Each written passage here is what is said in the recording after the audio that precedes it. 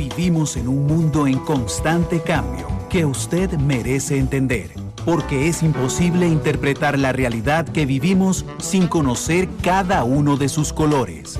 Porque muchos son los tonos de la actualidad. Presentamos Matices.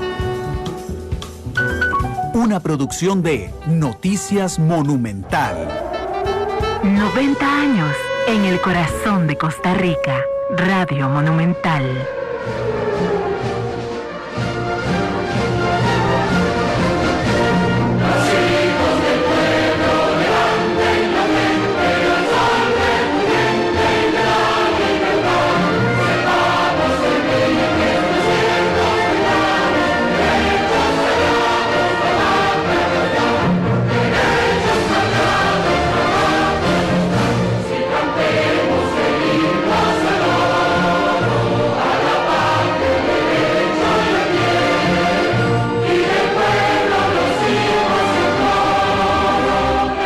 De la tarde con 7 minutos. ¿Qué tal? Muy buenas tardes. Bienvenidos a Matices, este programa de Radio Monumental, que es una producción del Departamento de Noticias, en el que analizamos los temas que son noticia en Costa Rica y en el mundo. Muchas gracias por estar con nosotros en el penúltimo programa de la semana. Un programa histórico hoy tenemos, que siempre lo agradezco mucho yo, pero sé que ustedes como audiencia también lo agradecen enormemente, que es la historia de la independencia de nuestro país. Yo les recuerdo que estamos en vivo en radio 93.5 en FM, estamos en internet monumental.co.cr, estamos en CR Móvil, que es nuestra aplicación celular, estamos en el Facebook Live de Noticia Monumental, donde ya hay 77 personas con nosotros, estamos en Twitter en @monumentalcr. Y este programa, les recuerdo, lo pueden observar, esta noche a través de Canal 2, que es 11,2 de televisión abierta, a partir de las 7:30 de la noche, y lo pueden volver a escuchar a las 10:30 hoy, porque hoy hay fútbol nacional, a las 10:30 a través de Monumental, la radio de Costa Rica. También está disponible en todos los servicios de podcast. Estamos en Spotify, estamos en Google Podcast y estamos en iTunes.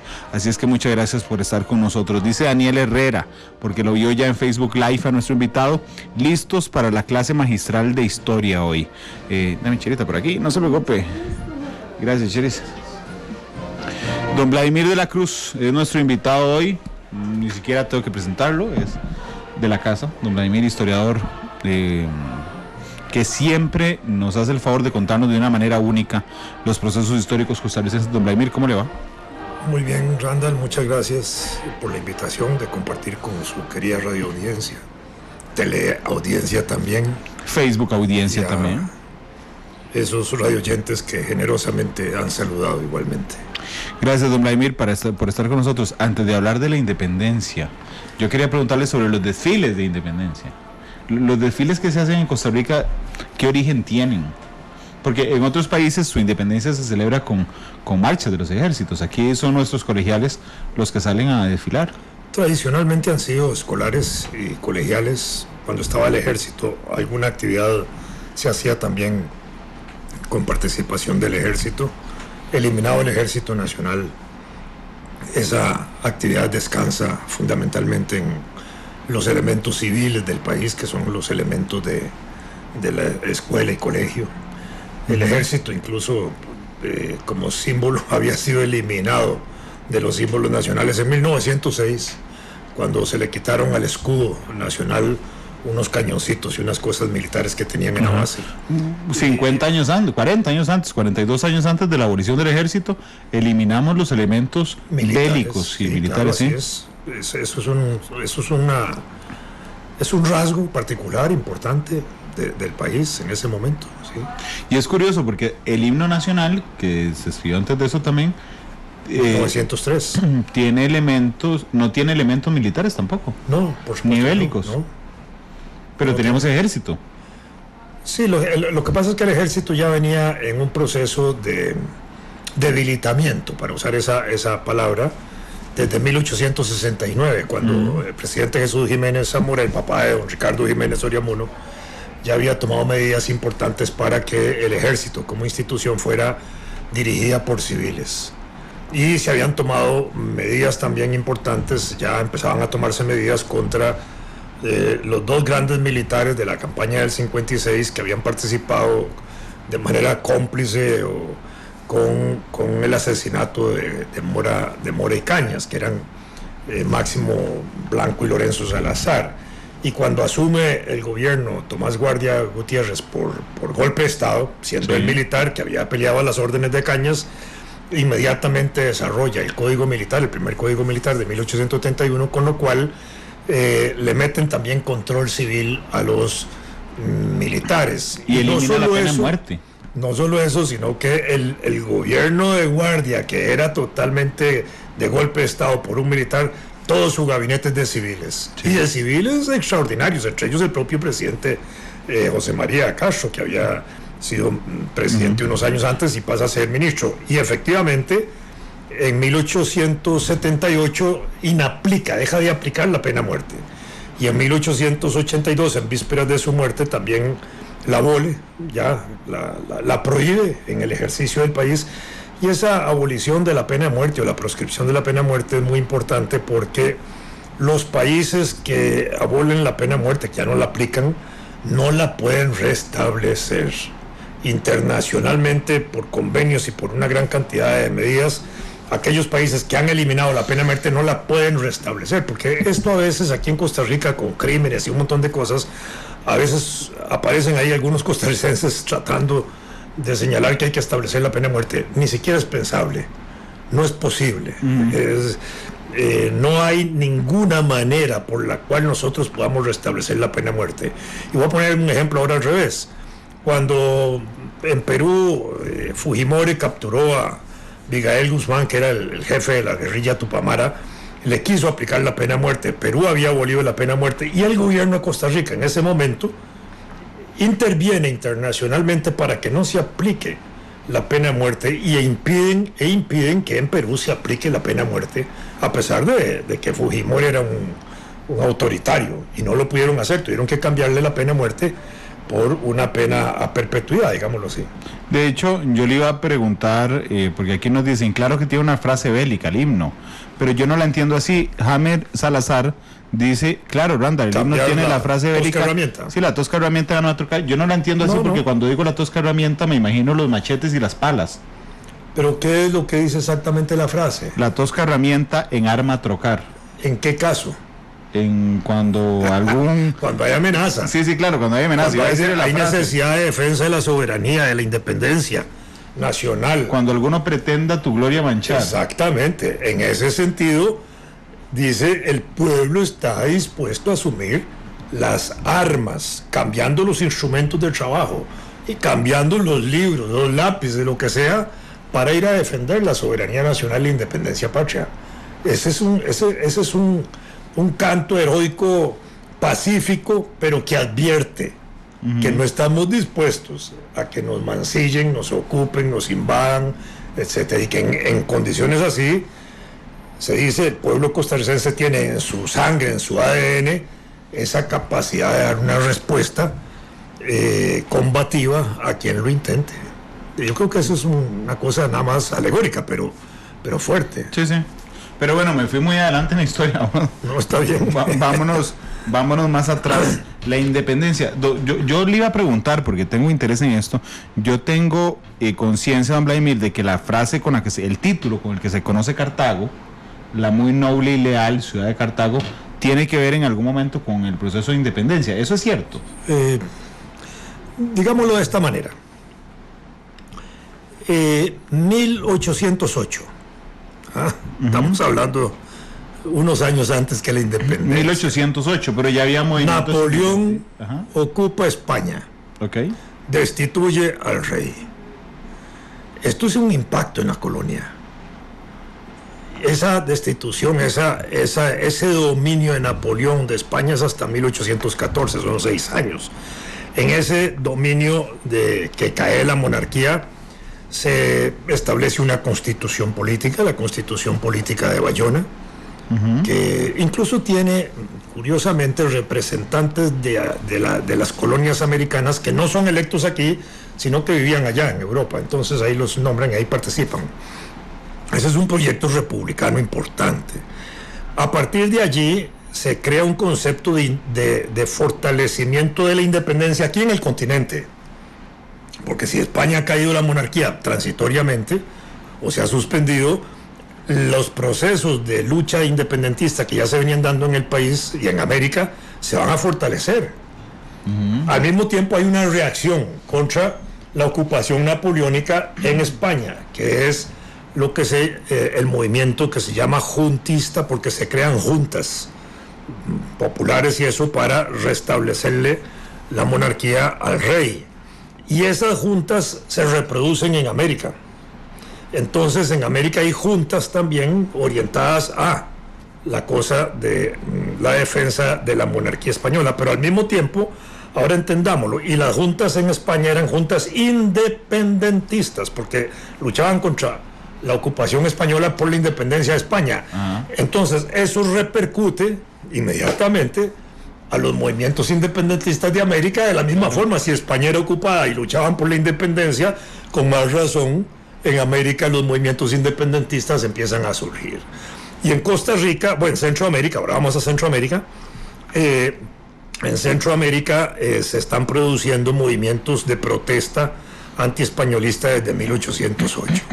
Además, primer grito de independencia en Centroamérica lo produce un costarricense, Pablo Alvarado Bonilla. En Guatemala. Estudiante costarricense en Guatemala, estudiaba medicina. Y en ese periodo, entre el 8 y el 21, pasa más en la cárcel, en Guatemala, que en la libertad. Incluso hay documentos de la autoridad colonial guatemalteca informándole al gobernador de Costa Rica que quieren devolverlo aquí, y el gobernador de aquí le dice: no, déjeselo allá, ¿verdad? Era mejor allá que aquí. Mejor que pegue el grito allá y no aquí. Exactamente. Pero al mismo tiempo esas juntas esos movimientos independentistas que empezaban a producirse aquí en el continente van a empezar a provocar, después del 10 de agosto de 1809, los movimientos de independencia en Quito, en Caracas, en Buenos Aires, en Santa Fe, Bogotá, en Cartagena de Indias. Hay un movimiento independentista importante que empieza a hacerse sentir y a hacer surgir algunas constituciones, entre ellos también Chile. Y en la parte de Centroamérica nosotros tenemos movimientos insurreccionales en 1809 en la ciudad real de Chiapas. Chiapas pertenecía a la Capitanía General de Guatemala o al Reino de Guatemala. 1810 tenemos igual movimientos que rechazan la regencia española en Guatemala. Se reconoce un Consejo Superior también local. En 1811 está la sublevación de San Salvador. 1811 hay movimientos insurreccionales en León, Granada, en Nicaragua. 1811 hay movimientos insurreccionales y de protesta en Tegucigalpa. 1812 en Chichiquimula, en Guatemala. Y en 1812 y 1813 también tenemos los movimientos insurreccionales de Belén en El Salvador. 1814 son en El Salvador, y en 1812 aquí en Costa Rica. Tuvimos movimientos de protesta contra instituciones españolas como eran los estancos y los estanquillos, que eran estudiantes, los estancos como el de la factoría de tabaco y el aguardiente. Entonces aquí habían ya una agitación importante alrededor de ese problema. Frente a estos procesos y frente a la insurrección de 1812 en Nicaragua, el Cartago colonial, con autoridades coloniales, declara la solidaridad con el rey. ¿Qué ha caído? Que ha caído, por eso, porque están ahí insurrecciones y están contra el movimiento independentista de Nicaragua. Y entonces las autoridades, ha caído el rey, pero no ha caído la autoridad colonial española. Aquí seguimos siempre bajo gobiernos coloniales. Y entonces Cartago jura lealtad a la monarquía, y en las Cortes de Cádiz, por influencia del padre nuestro delegado ahí, el Florencio del Castillo, se le da el título de muy noble y leal ciudad de Cartago. Así es como se gana ese título. porque ahí había un fuerte asentamiento monárquico, como lo había en Heredia. Pero es cierto que cuando llega el comunicado de Cartago de que se mantiene leal al rey, ya el rey ha muerto. No muere. No había muerto en ese momento. Eso no es cierto. No. Ni tiene caso ya. Que yo recuerde, no había muerto, no. Ok, pero lo importante era el acto de solidaridad desde el punto de vista de los cartagos con la monarquía. Eso es lo más depende importante. de cómo uno lo vea de cómo lo vea uno, Vladimir. Bueno, por eso, en ese momento, acordémonos que es una autoridad local, es un gobierno local de Cartago, es la capital de la colonia nuestra, pero es el acto de lealtad, digamos, al régimen monárquico, y por eso le dan el título de muy noble y leal ciudad de Cartago. Ok, pero venía la independencia de los Estados Unidos, la Revolución Francesa, la independencia de algunos países suramericanos, la independencia mexicana. La independencia de México, hay que tener cuidado con ese concepto. ¿Por qué? Porque creo que usted está refiriéndose a 1810. ¿Sí? Y es 1821.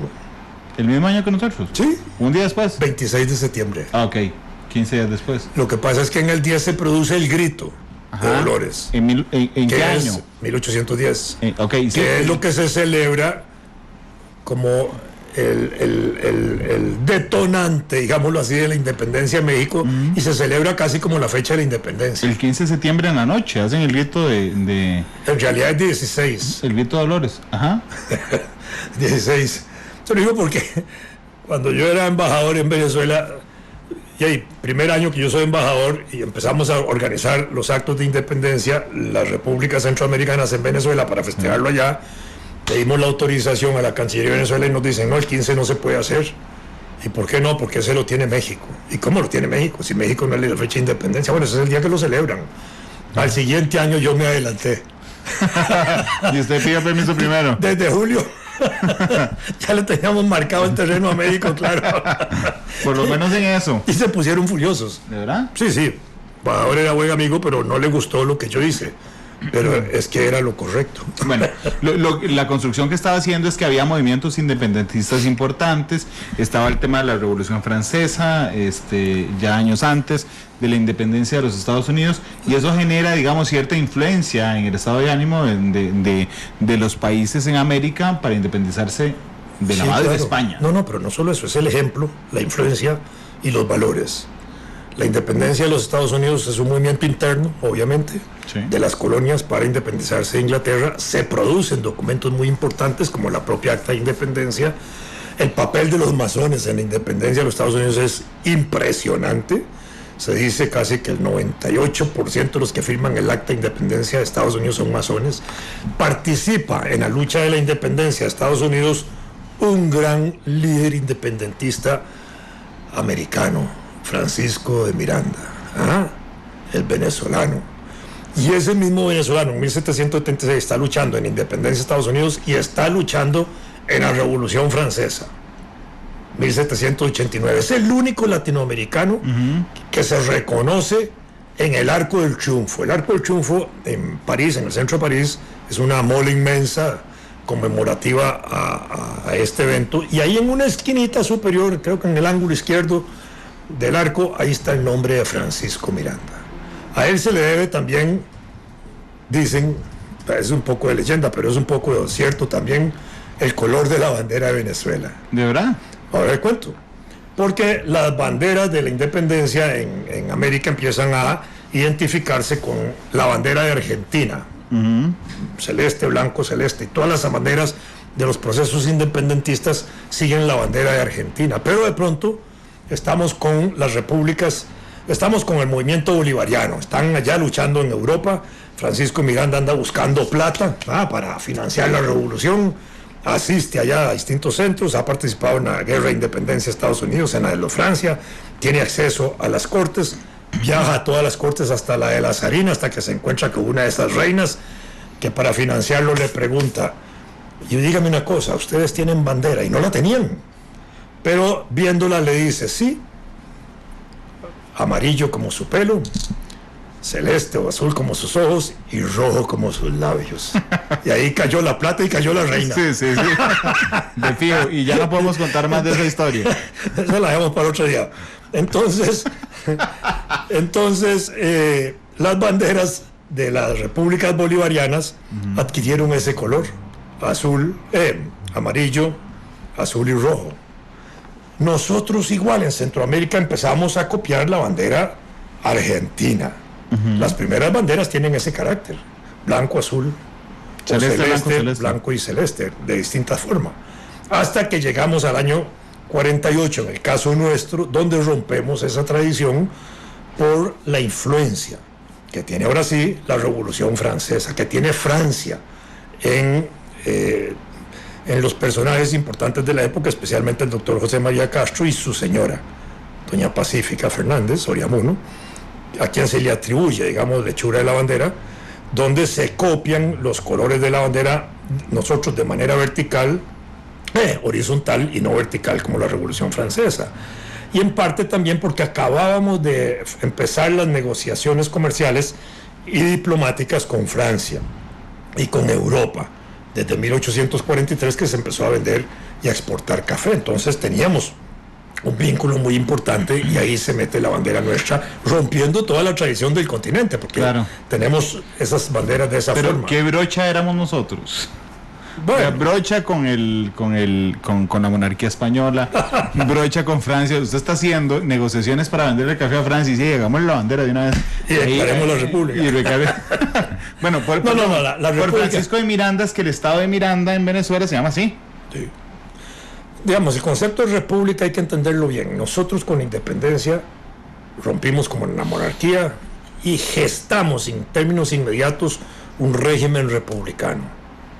Solo que en ese momento, 1821, iniciamos un proceso republicano de organización del Estado muy débil, porque hacemos surgir las juntas de gobierno, las tres juntas, la Junta de Delegados y la Junta Superior Gubernativas, entre 1821 y 1824, hasta que en 1823 nos vinculamos, ahora sí, al esfuerzo que otra vez estaban haciendo los países de Centroamérica, constituyendo las Provincias Unidas de Centroamérica, y a la constitución de la República Federal Centroamericana de 1824. Entonces, en ese esfuerzo, en ese primer periodo chiquitito, nosotros somos una república. No está declarado así, pero somos una república.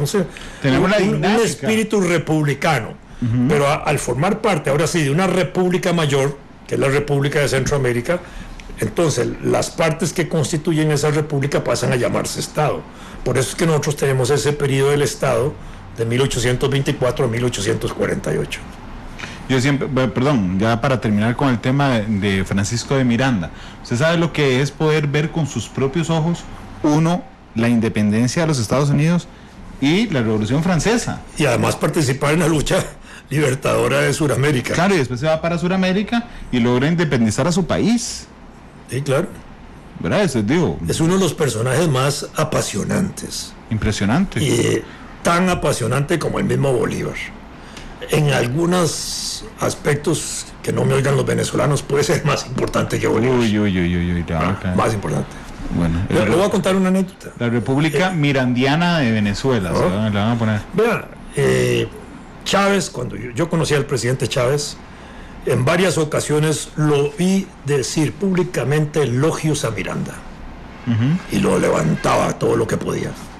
Es interesante porque en un país donde hay un culto absoluto, casi ciego, a Bolívar, de pronto levantar a Miranda hay que tener hay que ser valiente. Coraje para hacer eso. Claro. Sin duda alguna.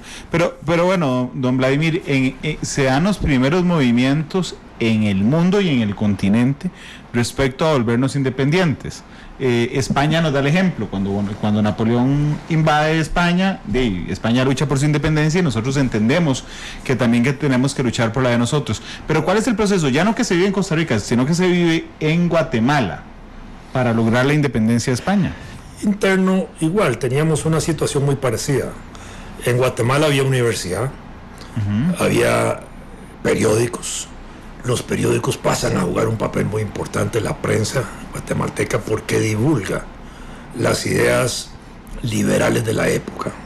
Las ideas liberales empiezan a entrar al continente. Las liberales del siglo XVIII y XIX de libre comercio, de exaltación de derechos individuales, de libertades, etcétera, empiezan a penetrar después, yo voy a poner una fecha más o menos, no es que sea absoluto porque yo lo diga, después de 1713, porque en esa época se firma el Tratado de Utrecht entre España e Inglaterra, y con ese tratado se autoriza a que barcos ingleses y otros barcos posteriormente europeos puedan llegar a los puertos de comercio de América, porque durante el periodo colonial España ejercía un control monopólico de todo, monopolio de la producción, establece incluso regiones monoproductoras, hace que los países de América Latina empiecen a surgir como monoproductores hasta el siglo pasado prácticamente. Muchos países fueron así porque venían de esa herencia. Se establecieron puertos a través de los cuales se podía comerciar únicamente desde América a España y de España a América. Se estableció el monopolio de las compañías comerciales como la Guipuzcoana, que estaba en Caracas. En fin, se establecieron una serie de monopolios de esa naturaleza que se rompen justamente en el campo del comercio, del transporte marítimo, con el Tratado de Utrecht. Y en Inglaterra ya venían desarrollándose las ideas liberales, Hobbes, Locke y todos ellos, y en Europa, siglo XVIII, Rousseau y ellos empiezan a introducirse los valores de cuestionamiento de la monarquía, porque en el fondo lo que había era un cuestionamiento del poder monárquico como origen de poder, es decir, ya el poder no venía de Dios, el monarca no iba a gobernar porque Dios quería que gobernara como gobernaban los reyes, sino que esto era resultado de una delegación de voluntad, y se establecía que el monarca entonces era un depositario de esa voluntad general, y esas ideas revolucionarias empiezan a llegar al continente, y en Guatemala tienen efervescencia aparte de esas ideas. En Costa Rica se conocen a principios del siglo XIX, parte de ese proceso a través del bachiller Osejo principalmente, y Jorge José Ramírez, que traía las ideas de independencia de Sudamérica, etcétera. Y en Guatemala la prensa tiene debates importantes sobre la libertad de comercio, prensa que desde 1780 y pico cita a Adam Smith, a David Ricardo. Era gente que era culta y que tenía un valor. Entonces empiezan a introducirse esos elementos ahí importantes. A eso ahora se agregan entonces los factores internos, las limitaciones que ponía el monarca de no libertad de comercio interna. ¿Por qué? Porque los productores nacionales, criollos, dentro del régimen colonial, cuando empieza a haber contacto con los barcos ingleses y con los barcos europeos no españoles, empiezan a haber más posibilidades de comercio con ellos que con la monarquía española. Entonces empiezan a gestionar la libertad de comercio siendo colonia española, libertad de comercio sin dejar de ser colonia española. España impone, digamos, restricciones en ese sentido, y frente a eso entonces empieza a organizarse ahora un sentimiento político de liberación. Si no nos dejan comerciar, ¿cómo podemos comerciar libremente? Siendo independientes, ¿verdad? Y a eso se sumaba también la presencia en los organismos locales de poder político, donde los criollos estaban siempre muy subordinados o muy sometidos o casi sin ningún papel importante. Entonces también era una manera. Entonces empieza a introducirse. Pero empieza por un interés económico, entonces, don Vladimir. O sea, el interés económico del Estado era... no del Estado, de los... digo, del Estado, cuando hablo en términos del Estado costarricense, bueno, era una provincia de la República Federal. De la provincia costarricense existe un interés económico de las provincias y de la Capitanía General de negociar directamente con Inglaterra. Así empezó. Esa es la primera pieza del dominó, si me lo permite. Es una de las piezas, por supuesto. Está también las piezas de las ideas. Sin teoría revolucionaria no hay movimiento revolucionario. Hay ideas de independencia. Pero si me lo permite, en esta metáfora, si me lo permite, usted puede tener un dominó puesto aquí sobre la mesa, a lo largo. Y a mi gusto está la primera pieza, que la primera pieza es el interés por comerciar con Inglaterra, pero hay vientos que soplan, y esos vientos que soplan, uno son las ideas independentistas, el otro es lo que se ha ido viviendo respecto a otros países, la Revolución Francesa, los valores, y la Revolución Americana que usted mencionó, otro es el viento de la independencia de los Estados Unidos, el viento del deseo independentista español respecto a Napoleón. Esos son vientos que votan en la primera de las fichas, que es un hecho concreto. Y están las insurrecciones indígenas del continente, claro, las protestas de los esclavos negros en el continente también, que son parte de esa suma anticolonial. Pero además, en el momento en que, en 1820, si me lo permite, cuando la Capitanía General depende de España, ¿qué pasa con el resto de países? En México ya hay independencia, en Venezuela, okay, ya hay independencia en Sudamérica. Hay tres o cuatro constituciones antes de la constitución de 1821 nuestra. Pero antes de la constitución de CAI de 1812 está la constitución de Caracas. Bueno. Okay. Entonces ya había, o sea, ya en el continente teníamos ejemplos. Estados Unidos es uno, sí, pero además teníamos en Venezuela, sí, claro, teníamos en Colombia y en Argentina y en todo lado. En Colombia en ese momento hay una lucha todavía política. Éramos uno de los últimos sectores en el continente en independizarse de España. Digamos, en una escala de 100% estábamos como en el 70%. Todavía quedaban unos países, todavía hasta 1826. Pero no fuimos precursores de la independencia de los pueblos de las Américas. Sí, tomamos a Pablo Alvarado, sí. Bueno, uno. Pablo Alvarado es el símbolo. Porque igual cuando en México el ¿cuál es el Dolores apellido? De Pablo Alvarado Bonilla. Pablo Alvarado Bonilla. Sí, si en México el grito de Dolores es el que marca el proceso de independencia y lo celebran a toda pompa, y ¿por qué nosotros no celebramos a Pablo Alvarado? Que fue el primer grito. El primero en la región. Y si uno pudiera hacer la precisión exacta de la fecha, de pronto es el primero en el continente, como manifestación anticolonial. Como querer independizarse. De esa forma, sí. Okay. Incluso él escribe, Pablo escribe en la prensa guatemalteca. Pablo es cartaginado, ¿no?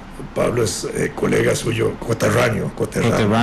Esos Cartago la municipalidad de Cartago debería hacer un gran homenaje a Pablo.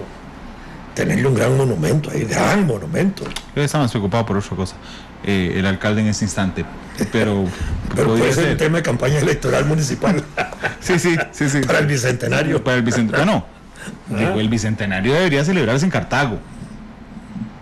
Debería celebrarse en Centroamérica, pero debería celebrarse en Cartago.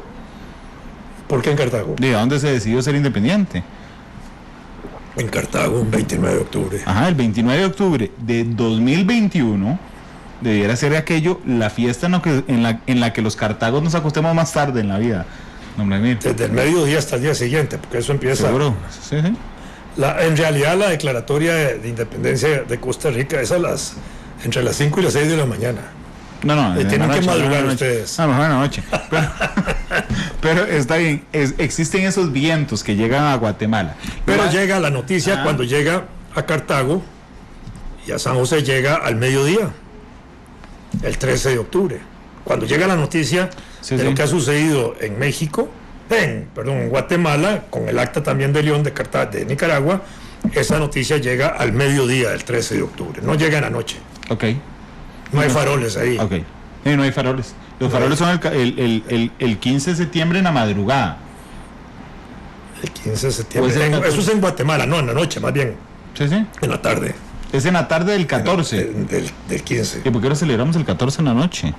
Bueno, es que en realidad lo que se celebra es la llegada, no. Aquí es el acto de celebración. No, está bien, pero aquí es simbólico. Es simbólico porque eso fue el 15. El 15 de septiembre se toma la decisión en Guatemala, pero desde el 14 había habido una agitación muy importante en la ciudad de Guatemala, incluso donde participan mujeres. La esposa de los principales líderes independentistas ahí en Guatemala juegan un papel muy importante, doña Dolores y otras, que mueven la gente, y hay manifestaciones, y hay una marcha que viene desde Chiapas y toda la cosa. Entonces ahí, digamos, eso conduce a que en la noche del 14 y todavía en la tarde-noche del 15 haya un proceso de agitación donde hay faroles y teas y todo eso, porque no había electricidad. Pero entonces en Guatemala sí se vivía, digamos, un ambiente mucho más caliente, si me lo permite, de lo que se vivía aquí después. En cierta forma sí, pero nosotros no lo vivíamos más caliente porque estábamos muy alejados de la capitanía. No, claro, pero usted me dice, había una marcha de Chiapas, es decir, si había una actitud vehementemente independentista en Guatemala. El 14 de septiembre de había grupos más dinámicos en esa dirección, más organizados en esa dirección. Y cuando están más cerca del virreinato, de la cabeza del virreinato. Acuérdense que nosotros pertenecemos al virreinato de México, sí, que es México, todo lo que es hoy México, todo lo que es hoy Guatemala, Salvador, Honduras, Nicaragua y Costa Rica. Ya Panamá no era parte nuestra. Aquí le mandan unas preguntitas. Vamos a ver. Para que ellos también tengan el lujo de preguntarle, que soy yo el que normalmente lo tengo. Pero es que alguien nos puso aquí que nos estaba escuchando desde México, Pablo Archindia. Saludos desde México. Y él dice, Centroamérica perteneció a México aunque los libros de historia lo omiten. No, nosotros no. Nosotros pertenecimos al Virreinato de México y si quisiéramos hacer una historia de todas las autoridades de Costa Rica hay que meter a los virreyes mexicanos, ¿verdad? Y a todas las estructuras de autoridades coloniales en Guatemala, así como los reyes de España. Es más, en un folleto, un librito que hay de autoridades de Costa Rica, de Rafael Obregón, que es uno de nuestros mejores historiadores, ya fallecido, ahí viene todo eso. Vienen los reyes de España, los virreyes de México, los capitanes generales, todo eso, y todos los gobernadores de Costa Rica. Esas fueron las autoridades de Costa Rica en el periodo antes de la independencia. Uh-huh. Si decimos a partir de la independencia, empezamos con las autoridades de las juntas de gobierno iniciales, claro. Y ahí para acá.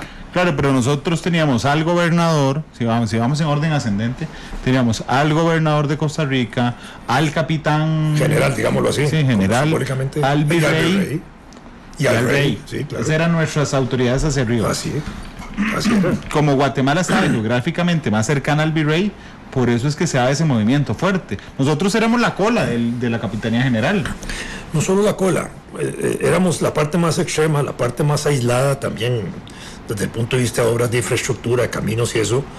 En esos procesos de independencia, como se produce el grito de independencia en 1810 ahí en México, las autoridades coloniales mexicanas empiezan a trasladar tropas hacia el virreinato, entonces también sacan tropas de Centroamérica y de Costa Rica, y en Costa Rica las autoridades coloniales tenían armas, pero al sacar las milicias un poco, sacarle la fuerza militar, se debilita la estructura militar aquí y se debilita un poco en Centroamérica.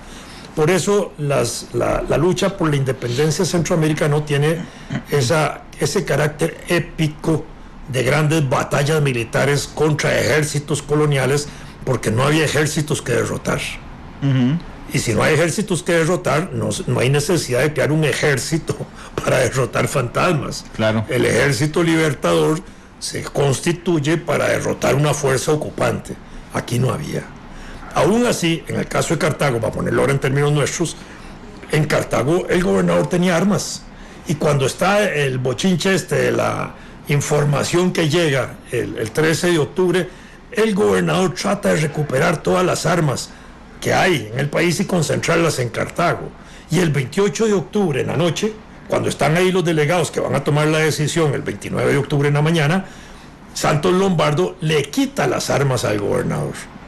Desarma, fíjese que el acto más importante, sin tirar un tiro.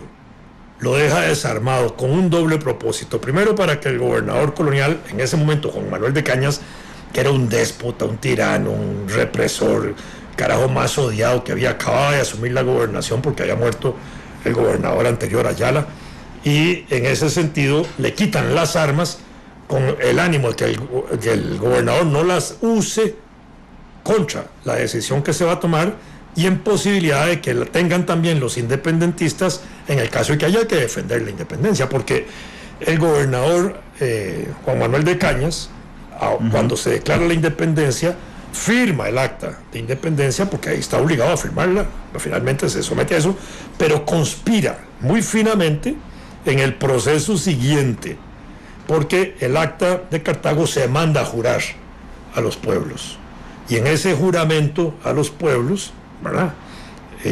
Para que reafirmen la independencia, el viejo va conspirando ahí finamente para que algunas ciudades como Heredia, por ejemplo, el mismo Cartago inicialmente, tomen una decisión de apoyar más el acta de León de Nicaragua, la de los nublados del día, que el acta de Guatemala. Y hay una conspiración ahí fina, pero se impone finalmente el acta de Guatemala, porque además 28 el acta de León es del 28 de septiembre, pero el 11 de octubre, el 11 de octubre, los nicaragüenses rectifican la decisión de 28 de septiembre y declaran la independencia absoluta. Y esa noticia nos llega a nosotros igual 28 de octubre en la noche. Entonces aquí frente a eso se mueve el gobernador de una manera conspirativa, pero claro, ya no lo podía. Pero entonces, evitar. Aquí estábamos los ticos tranquilos, nos llega un acta de independencia el 15 de septiembre y nos damos cuenta. No llega el 15 de septiembre, perdón, llega el 13 de octubre. Nos damos cuenta que, mira, Guatemala se independizó de España y nos está pidiendo que tomemos nuestra decisión.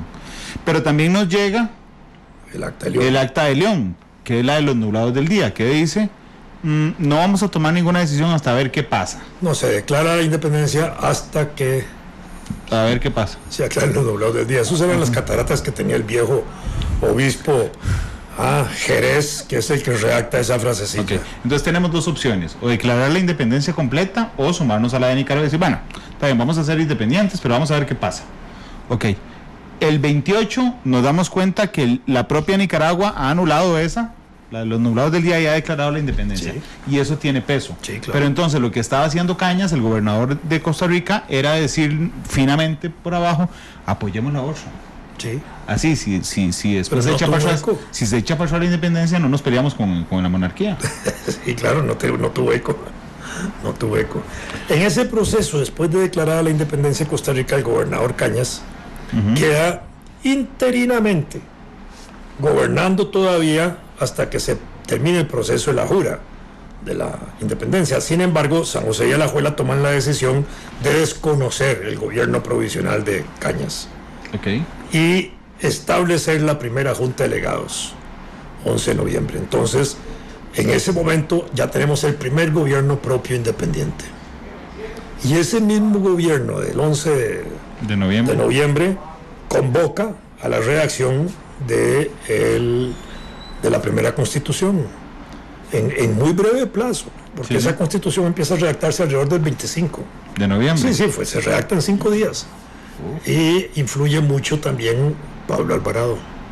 ¿Por qué? Porque él manda un proyecto de redacción de constitución y él influye con sus ideas. ¿Del Pacto Concordia? Del Pacto Concordia, sí, claro. El Pacto Concordia tiene algunos elementos de la Constitución de Cádiz y algunos otros de la Constitución de Bayona, pero al final es nuestra primera constitución en periodo independiente. Y además, la Constitución de Cádiz había sido suspendida en el 14. Cuando el rey es restituido, suspende la Constitución de Cádiz, que se hizo casi como una reacción a la invasión napoleónica, y para borrar la influencia de la Constitución napoleónica, y la restablece en 1820 para tratar de salvar el régimen. Ya no podía hacerlo. Luis Francisco Cascante le dice, profe, ¿por qué en Costa Rica se asumió la celebración de independencia entonces el 15 de septiembre y no el 29 de octubre?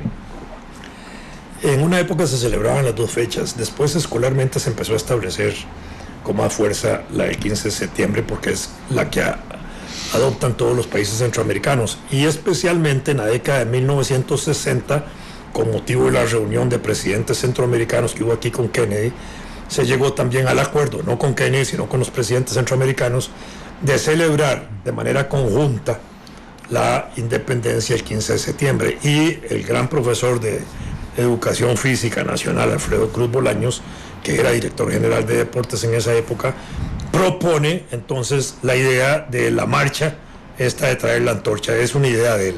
Él lo propone. Y se empieza a celebrar por primera vez, si no recuerdo mal, en 1964. Yo estaba en 5º año de colegio y me tocó transportar la antorcha en un tramo ahí en San Pedro. Fue el primer año en que se hizo esa actividad por una iniciativa de Alfredo Cruz Bolaños. Entonces, desde esa época se viene haciendo eso y se celebra entonces regionalmente la independencia en el acta de Guatemala, que podríamos entenderla como el acta detonante de la independencia, porque a medida que fue bajando del 15 de septiembre, el 21 de septiembre en El Salvador toman la decisión de independencia, el 28 de septiembre lo hacen Nicaragua y Honduras, Nosotros recibimos la información el 13, nos pronunciamos el 29 de octubre y Panamá el 28 de noviembre declara la independencia. No tenía nada que ver con nosotros, digamos, en términos de regionalización. Panamá no pertenecía al Virreinato de México, pertenecía al Virreinato de Nueva Granada, de Colombia. Pero en el acto de independencia de 1821 de Panamá, inmediatamente se agregan a la Gran Colombia. Por eso es que no se celebra la independencia de Panamá el 28 de noviembre. Claro, pues independencia de 1821 se pega, queda incorporado y se celebra la independencia de Panamá, la de 1903, cuando se independizan ahora sí de Colombia. Sí, que duran un montón, por cierto. Sí, claro. Son uno de los últimos países. Luis Alonso Arguedas dice, es curioso, Costa Rica ha sido cruel con la historia y con sus héroes.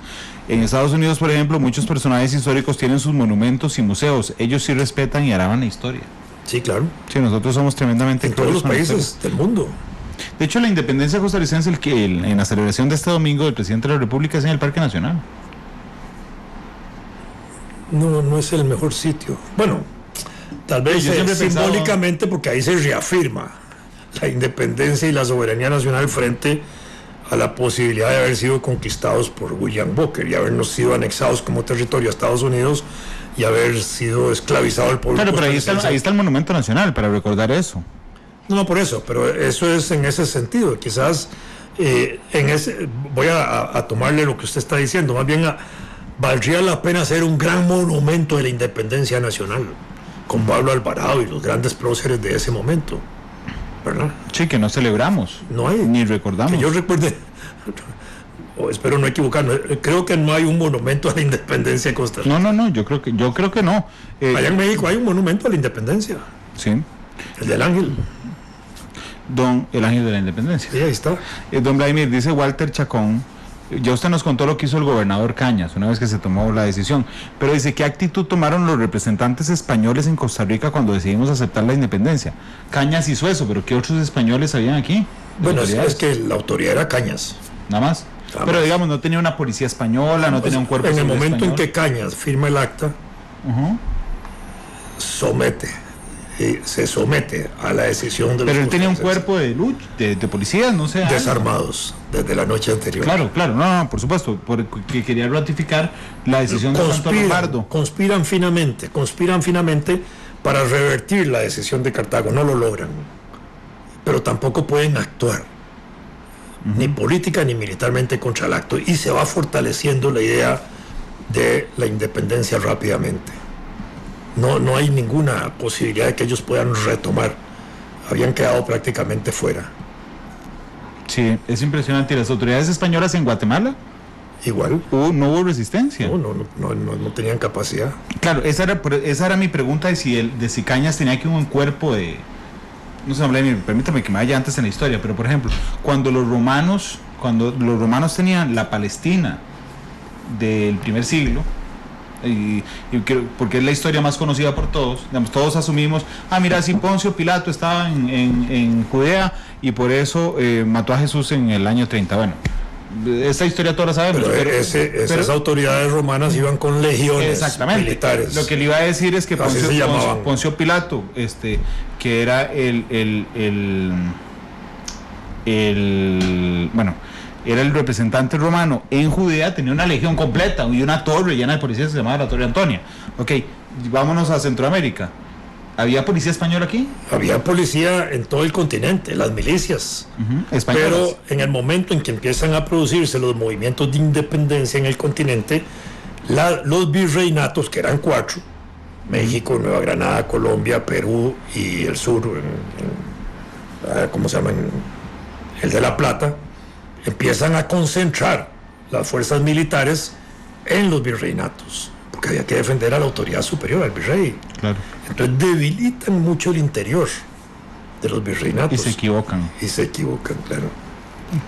Por proteger al virrey. Claro. Es como que nosotros agarramos una metáfora muy burda a la fuerza pública y la pongamos toda en zapote para proteger al presidente. Exactamente. Así es. Pero perdemos de vista que le deje el país el resto. Sí, el resto haga lo que le dé la gana. Sindicales, exactamente. Pero yo protejo al presidente. Bueno, se equivocaron. Alejandro Herrera dice, don Vladimir, ¿Belice a quién perteneció entonces? A México. A México. Entonces es una discusión. Ajá. Es una discusión. En Belice no forma parte en ese momento de la Capitanía General. Es una parte que está ahí metida. México empieza a reivindicarla y la reivindica también Guatemala. Los dos se pelean el territorio de Belice. Incluso desde 1940, el canciller de México, Isidro Fabela, que era un extraordinario canciller y un gran diplomático, publica un libro grandísimo ahí sobre esa reivindicación histórica de Belice. Es una disputa que tienen con los ingleses. Ahí no hay tradición española. No pertenece al virreinato. Álvaro Agüero. Desde el punto de vista político, culturalmente, desde el punto de vista anterior a la presencia europea, hay digamos, tradición arquitectónica y arqueológica que responde mucho a las culturas mesoamericanas. Álvaro Agüero dice, don Vladimir, ¿cómo se celebró el primer centenario, sabe usted, en 1921? Con gran pompa, una gran fiesta, frente al Teatro Nacional. ¿Frente al Teatro Nacional? Ahí se hizo el evento, sí. ¿Quién era el presidente de 1921? Julio Acosta. Y le corresponde gran luchador contra la dictadura. Exactamente, eso le iba a decir. Tinoco. Porque además le corresponde celebrar el primer centenario después de una dictadura. Sí, claro. Julio Acosta García Ramonense. Era un gran presidente. A él fue el que le correspondió. Y es cuando también se hacen algunos monumentos ahí en ese periodo. Pero ahí, incluso en ese acto de 1821, espero no equivocarme, todavía habían unos viejitos combatientes de la guerra del 56, me parece. Ahí creo que ahí fue donde se celebró. Dice, imagínense, tenían 80 años. Y tuvo que haber quedado alguien en Costa Rica que haya vivido la independencia. No, ya en ese no, de 100 años no. Y tal vez sí. No, es que tendría que haber sido un bebé. Bueno, sí es cierto, es cierto. Era muy difícil y además no había margen, es decir, no es que no pudieran vivir muchos años los costarricenses, es que pero en las condiciones histórico-sociales de vida de los costarricenses era muy difícil, porque el promedio de vida, exactamente la expectativa de vida en 1800 era de 30 años, 1900 era de 35 años, 1945 era de 1943 era de 45 años. Y ya había mejorado mucho, porque en el siglo XIX empezaron a hacerse obras de infraestructura en salud, en agua, un montón de cosas que mejoraron las condiciones de vida, pero era muy difícil. A pesar de eso había gente que vivía 60, 70 años. Diego Acuña dice que se empezara a celebrar justamente el 15 de septiembre en los años 60, tiene que ver con el mercado común centroamericano y la carretera interamericana. Sí, la carretera interamericana es antes, con el mercado común centroamericano, porque el resultado de la presencia de Kennedy aquí va a ser también amarrar el mercado común.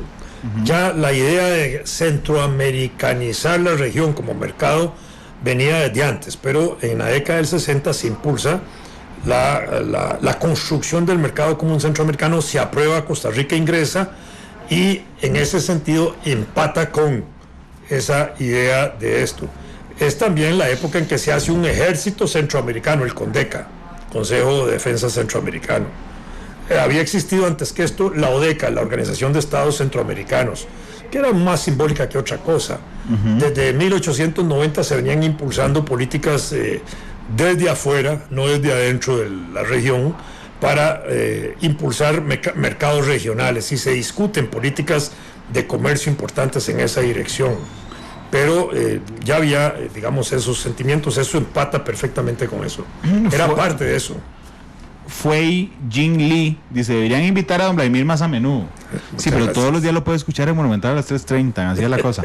Se aprende más escuchándolo durante una hora que en todo el tiempo que pasé en clases de estudios sociales. Bueno, muchas gracias. Y, don Vladimir, pero eso me sirve para una reflexión. ¿Por qué es que nosotros, como país, cuáles son, lo que a usted le parece las causas de no sé, le bajamos tanto el piso a nuestra historia? Uno tiene que llegar, voy a poner mi caso, a los 37 años para lograr sentarse con una persona como usted para que le explique los procesos de independencia, porque por más que yo repaso la materia de mis hijos, hoy adolescentes y escolares, no encuentro, digamos, una explicación tan compleja de la situación. Prácticamente es resumida. Usted ve los temas de exámenes de colegio y de escuela, y lo puedo decir con toda sinceridad. Y usted ve causas de la independencia, proceso de independencia, consecuencias de la independencia. Eso usted lo llena y listo, ahí se fue. Eso es lo que aprendemos de la independencia. No hay una historia menuda, es cierto. No hay detalles. No, nosotros desgraciadamente no hemos provocado un culto.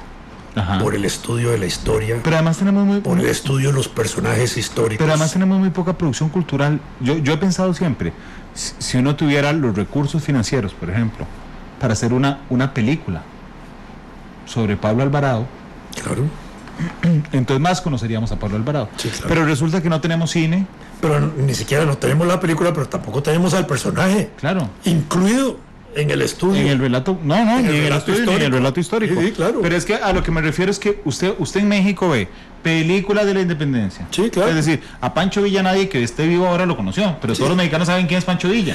¿Por qué? Porque hay un montón de películas, claro. Hay un montón de libros, hay un montón la de Revolución series. Mexicana, Madero también, claro. Y usted camina por Maderos, igual de F. Sí, claro. Aquí no tenemos ninguna producción cultural que refleje nuestra historia, ni siquiera la más reciente. O sea, y ve, usted lee tanto, no hay tanto libro, don Vladimir. O sea, ni siquiera hay una buena colección de libros como que uno, no sé, yo voy a decir una barbaridad. ¿Usted se imagina una serie de 5 capítulos que se llame Tinoco el Dictador?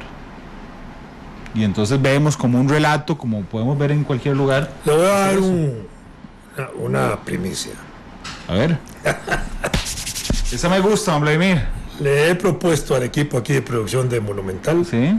A Rafa y a ellos, a Rafa Castro, nuestro jefe de producción, hacer a partir del próximo año. No me ha dado el visto bueno, pero eso es culpa de ustedes. ¿Quién no le da el visto bueno? Rafa Castro. A él le pareció bien la idea. Pero don Hernán nos está escuchando, nuestro gerente general, así que le hice una propuesta listo de hacer un programa semanal de media hora, como el que hacemos de un paseo por la historia también, dedicado a la independencia, de manera que durante el año 2020 hasta el 2021 nos llevemos cerca de 80 programas contando relatos particulares de ese proceso. Es que eso es lo que falta.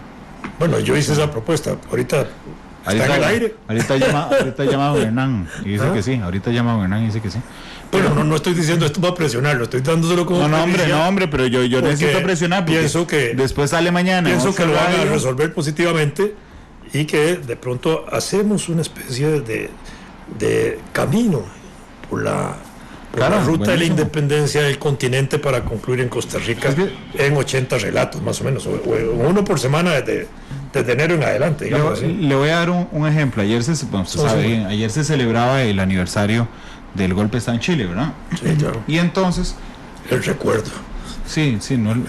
La conmemoración. Yo me puse ayer en la noche, no lograba conciliar el sueño y entonces me puse a leer, busqué la historia del golpe de Estado en Chile, porque aunque me sé la historia general, esos detalles me interesan y la leí. Cuando terminé de leer, seguía sin sueño. Y entonces yo dije, ¿qué hago? Bueno, voy a buscar un documental sobre el golpe de Estado en Chile. Lo busqué en YouTube y lo encontré. 1 hora y 42 minutos de documental. Televisión Nacional de Chile. La actual Televisión Nacional de Chile. Sí, por supuesto. Era imposible que le hicieran el tipo Pinochet.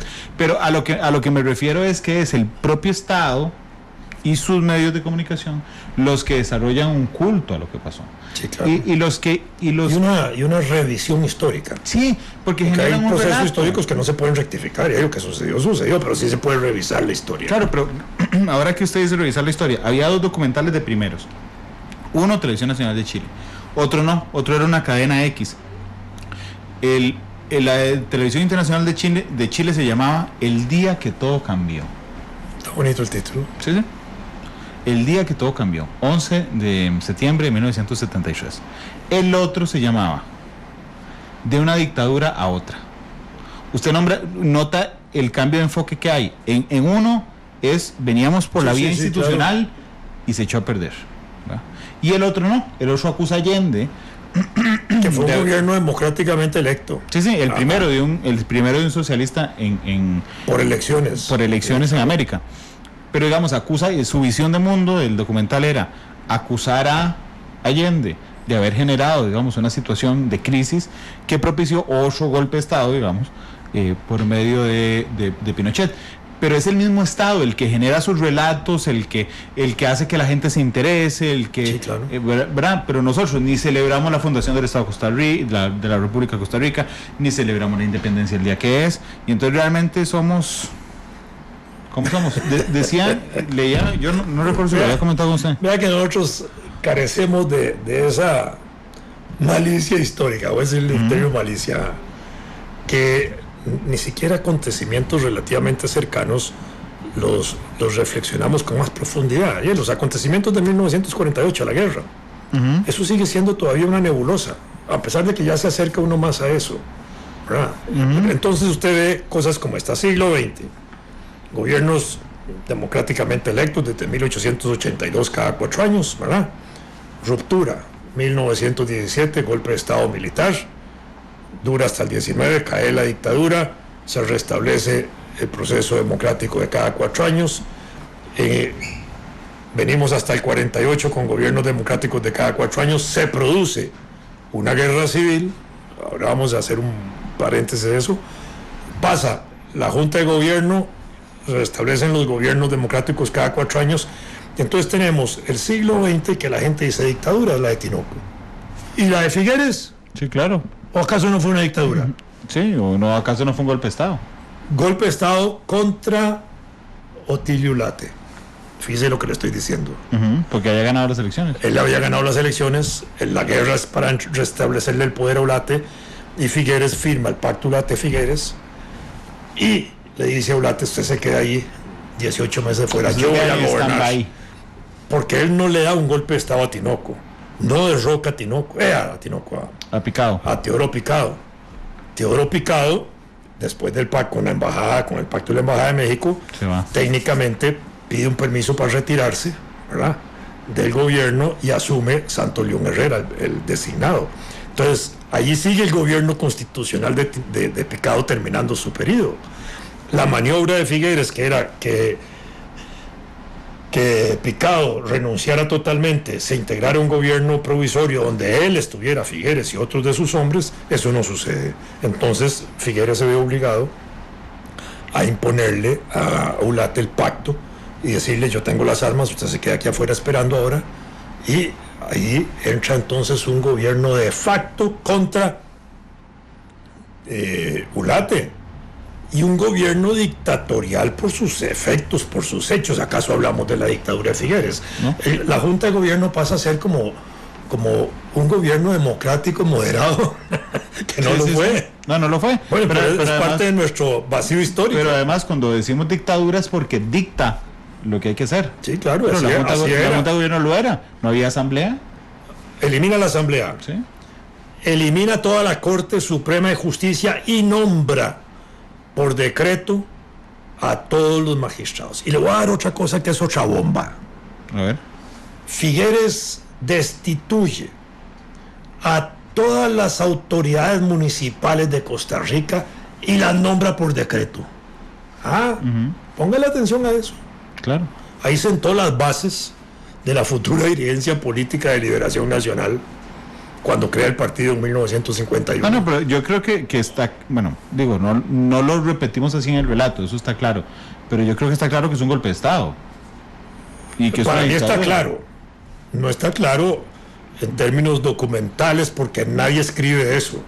No existe la conciencia histórica ciudadana de que ahí hubo un golpe de Estado, que en el siglo XX hubo 2 golpes de Estado, digamos así, que hubo 2 gobiernos de fuerzas represivos. Pero tampoco va a existir. Usted se imagina un libro de historia hoy. Vea, usted mañana amanece el MEP con un libro de estudios sociales nuevo. Y entonces en la primera revisión que le hacen ahí, a ver si tiene alguna referencia a la ideología de género y todas esas cosas. La primera revisión que le hacen, van a decir, suave, aquí dice dictadura Figueres. Entonces imagina el enredo en este país al día siguiente. Sobre todo cuando a Figueres se le ha declarado el hombre más importante del siglo XX costarricense. ¿Se imagina? Claro. El dictador José Figueres Herrero, lo que va a pasar al día siguiente en este país. Es dictador de 2 años. ¿Verdad? Porque él entrega el poder, indudablemente, que sí es un acto súper democrático. Sobre todo teniendo las armas. Y además 2 veces electo constitucionalmente después. Sí, sin duda alguna. Por eso no hay 3 presidencias de Figueres. No, hay 2. Hay 2 presidencias de Figueres. 2 constitucionales. Así es, pero lo que, bueno, y hoy era de la independencia, no de Figueres. Pero igual sigue siendo muy interesante. Pero lo que estábamos hablando es de la indiferencia que tenemos respecto a nuestra historia. Sí, claro. Es pasmosa. No, y sobre los héroes de la independencia, igual. Nadie sabe nada de eso. Los niños no saben nada. No, nadie sabe nada. Los estudiantes de secundaria menos, la gente de la universidad ahí no se estudian esos procesos con ese detenimiento, ni culturalmente a todos los estudiantes de la universidad pasan por cursos muy generales de historia, donde hay una visión muy general de esas cosas. No hay ahora sí, institucionalmente, Ministerio de Educación, Ministerio de Cultura, distintas instituciones de gobierno, una promoción de aspectos históricos nacionales fundamentales. Eso no existe. Entonces tenemos las fechas aisladas, 15 de septiembre, el otro por aquí, otra por allá. Claro, pero qué dicha que se celebre el Día del Negro. Qué dicha que se celebre. Pero ¿a quién se le ocurrió ponerlo el mismo día en que se fundó el Estado de Costa Rica? Es una idiotez. Te lo digo con toda franqueza. No, yo también. Yo digo, hay 364 días para escoger. Le voy a decir, eso tiene curiosamente, creo que una raíz internacional, porque a ese nivel internacional se celebra el Día del Afrodescendiente, una cosa así, pero no debió haber calzado con el 31 de agosto.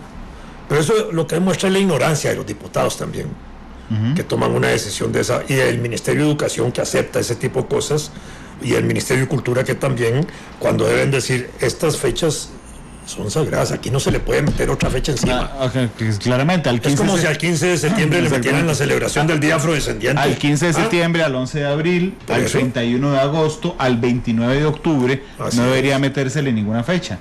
Igual que la abolición del ejército, que por aquí le estaban preguntando, ¿cuál es la fecha correcta para usted? Yo escribí el miércoles pasado un artículo. Sí, es que ya lo dijo en el artículo, pero, digo, vaya, lo diga aquí. 7 de noviembre, 1 de diciembre. 31 de octubre. 31 de octubre. ¿Por qué? Porque el 31 de octubre... Ese es Halloween, no podemos ponerlo. No, 31 de octubre. El proceso de la abolición del ejército, digamos, ya en términos más o menos, menos estrictos. En 1947 hubo 3 diputados que propusieron una reducción de la compra de armas y otras cosas que se puede interpretar ya como una medida para reducir el ejército, eliminarlo. Después viene el periodo de la Junta de Gobierno. En la Junta de Gobierno se van dando distintas situaciones. Cuando a Figueres se le ocurre convocar a la Asamblea Constituyente, el 3 de febrero de 1949, cuando Figueres manda a la Asamblea Constituyente su proyecto de constitución, ahí va incorporado el artículo de abolición del ejército. Fíjense qué interesante, 3 de febrero del 49. Eso, entra, ese proyecto de constitución se lo rechazan a Figueres, pero quedan en el ambiente de la Asamblea Constituyente esos elementos que iban discutiéndose y después se vuelven a asumir en julio y en octubre parte de esas discusiones. En 3 actas de la Asamblea Nacional Constituyente está esa discusión y creo que era 11, 18 y 31 de octubre se termina de ratificar todo el acuerdo orientado a la abolición del ejército y se ratifica, digamos, de manera... en el acta del 31 de octubre, la eliminación del ejército. Ya quedó ahí ratificado por los diputados. Después, con el conjunto de todos los artículos, el 7 de noviembre se vuelve a ratificar, digámoslo así, se vuelve a aprobar, se mantiene la abolición. Claro. Ya estaba la Constitución, ¿verdad? Y Figueres lo que hace es, en una carta que le dirige al rector de la universidad, para darle el cuartel Bellavista a la universidad para que impulse ahí el Museo Nacional. Y eso se celebra el 1 de diciembre del 48. Entonces, el 1 de diciembre del 48 lo que hay es un acto gestor para entregarle el cuartel Bellavista a la universidad Ahí se pronuncian 3 discursos. Uno de Figueres, que es chiquitito, son de 12 líneas. No hay una declaración de abolición del ejército. Él informa lo que ya viene discutiéndose adentro. En la Junta de Gobierno había propuesto la proscripción el ministro de Guerra de Figueres, Cardona, Edgar Cardona. Era uno de los que había dado inicio a esa promulgación.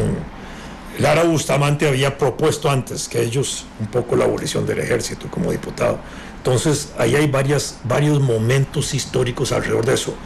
El acto del 1 de diciembre, que es el que se celebra como fecha de abolición del ejército, es un acto teatral, publicitario, nada más. De mercadeo. De mercadeo. Pero donde se exalta más bien el traspaso del cuartel a la universidad. Que es el mazazo este, el cuartel Bellavista, sí. Que no sé si se dio el mazazo, por cierto. Sí, no sé si se da un mazazo. La gente que estuvo cerca de ese proceso siempre ha señalado, y lo dice la primera esposa de Figueres, habían aflojado las almenas, ¿verdad? Unos días antes habían creado todo el ambiente para que al darle el mazazo se cayera, porque sí, eso está bien amarrado, no la bota ni en un mazazo, ¿verdad? Ni que fuera el Capitán América. Exactamente, habían preparado el escenario teatralmente para que eso sucediera de esa forma, ¿verdad? Y así fue. No me permíteme ir a la pausa, no, nunca fuimos. Así es que vamos a la pausa y volvemos con más. Don Vladimir de la Cruz, la independencia y más de Costa Rica. Ya volvemos.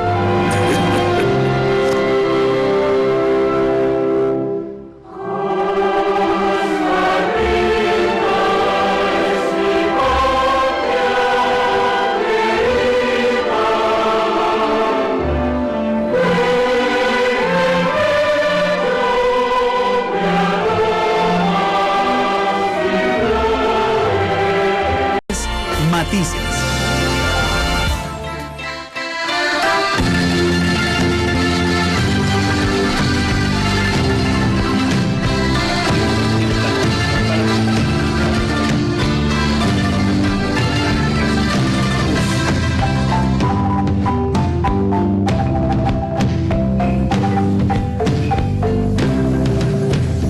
Sobre la tapia entejada, sus pétalos suaves agita la línea. 3:24, nos quedan 3 minutos de programa antes de ir con la...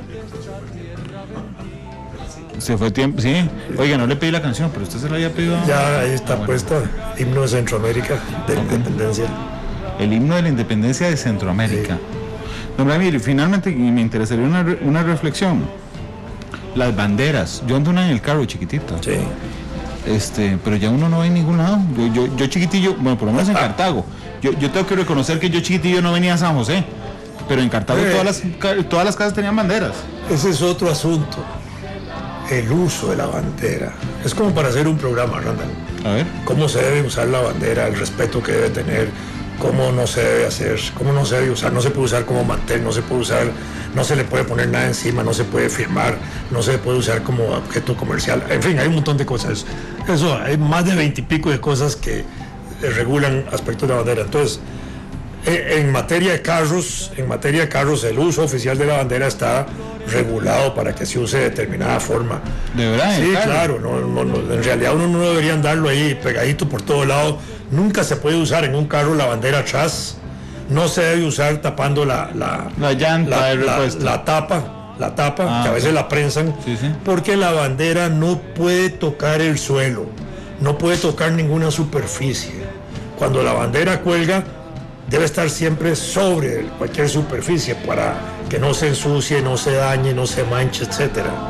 Aquí no, aquí de pronto alguien usa la bandera tapando la tapa del carro, poniéndola en el techo, haciéndole un amarre ahí de cualquier forma, en el cuello, ¿verdad? Hay formas de usar la bandera. Y lo mismo el pabellón nacional. Entonces, en una etapa, en un periodo como este, pues se usa de muchas maneras popularmente porque ya hacen un negocio de eso, pero no hay cultura, no hay educación de cómo usar la bandera, el respeto que se debe tener frente a ese símbolo. Nos queda un minuto. ¿Cómo destruirla incluso? Aquí, eso ahí, nos queda un minuto, pero hay 2 preguntas que me interesan. Franco Vares, ¿cómo se dispone la bandera cuando está dañada?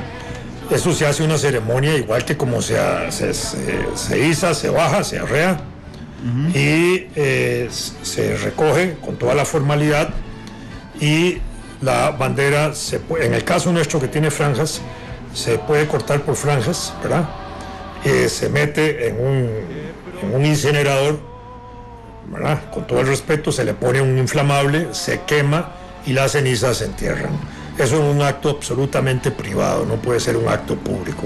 Una bandera que se quema en una calle es una ofensa a la bandera nacional, al símbolo nacional, en protestas y en lo que sea, se lo estoy diciendo, así es.